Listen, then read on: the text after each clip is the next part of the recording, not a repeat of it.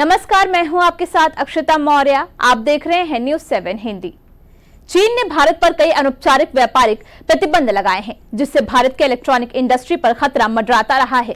इसे लेकर भारत के इलेक्ट्रॉनिक इंडस्ट्री ने चिंता भी जताई है और कहा है कि इससे देश का एक्सपोर्ट प्रभावित हो सकता है।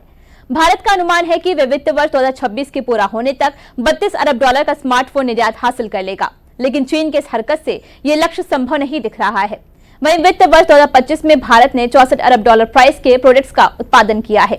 ICEA ने भारत सरकार को लिखे एक लेटर में कहा कि चीन की कार्यवाही का एकमात्र उद्देश्य भारत के आपूर्ति चेन को प्रभावित करना और ग्लोबल मैन्युफैक्चरिंग के तौर पर उभरते भारत को कमजोर करना है। चीन के प्रतिबंधों के कारण कंपनियों की लागत बढ़ रही है। ICEA ने सदस्यों में Apple, Google, Motorola, Vivo, Oppo, Lava, Dixon, Flex और टाटा इलेक्ट्रॉनिक्स जैसी कंपनियां हैं। आखिर चीन भारत पर ऐसे प्रतिबंध क्यों लगा रहा है? इस सवाल का जवाब है भारत का तेजी से बढ़ता एक्सपोर्ट।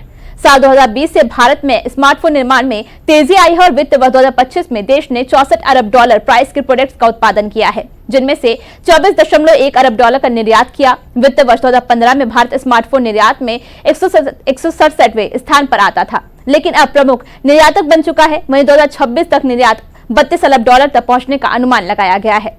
एप्पल ने अपने मैन्युफैक्चरिंग प्लांट्स को चीन से हटाकर भारत ला रहा है और यहां से दुनिया को आईफोन एक्सपोर्ट करना चाहता है, जिससे लेकर ड्रैगन को और भी ज्यादा मिर्ची लगी है। लगभग 5 साल पहले तक एप्पल अपने सभी आईफोन चीनी में बनाना था, लेकिन 2020 में शुरू की गई स्मार्टफोन निर्माण के लिए भारत की PLI योजना का लाभ उठाते हुए अमेरिकी कंपनी ने फॉक्सकॉन और टाटा इलेक्ट्रॉनिक्स के माध्यम से तेजी से उत्पादन भारत में बढ़ा रही है। यह ग्लोबल आईफोन निर्माण का 20% हिस्सा है। चीन के इस कदम से भारत के लिए मुश्किल खड़ी हो रही है। ICEA का कहना है कि भारत के चीन के निरंतर कदम भारत के इलेक्ट्रॉनिक्स विनिर्माण विकास इंजन को जोखिम में डाल रहे हैं। अगर इनका सोल्यूशन नहीं निकाला गया तो भारत की ग्लोबल एक्सपोर्ट में हिस्सेदारी बहुत कम हो जाएगी, जिससे भारत का 2030 तक 155 अरब डॉलर तक मैन्युफैक्चरिंग टारगेट हासिल करना आसान नहीं होगा।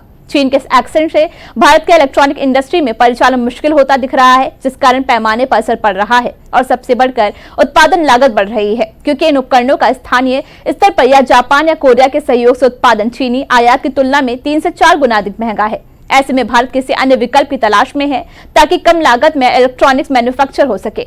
सबसे बड़ी बात रेयर अर्थ मिनरल्स को लेकर है। चीन ने भारत के लिए रेयर अर्थ का शिपमेंट्स रोक दिया है, जो इलेक्ट्रॉनिक्स चीजों के निर्माण में बड़ी भूमिका निभाती है। इसके अलावा चीन ने पूंजीगत उपकरण और अन्य खनिज के शिपमेंट को भी रोक रखा है। वहीं चीन कर्मचारियों को स्वदेश लौटने का भी आदेश दिया गया है, ताकि टेक्नोलॉजी ट्रांसफर से रोका जा सके। इतना ही नहीं, अपनी कुछ कंपनियों को भारत में परिचालन बंद करने का भी आदेश चीन ने दिया है। चीन की इन हरकतों की वजह से इलेक्ट्रॉनिक्स मैन्युफैक्चरिंग को लेकर खतरा बढ़ रहा है। फिलहाल इस खबर में बस इतना ही। बने रहिए न्यूज़ 7 हिंदी के साथ।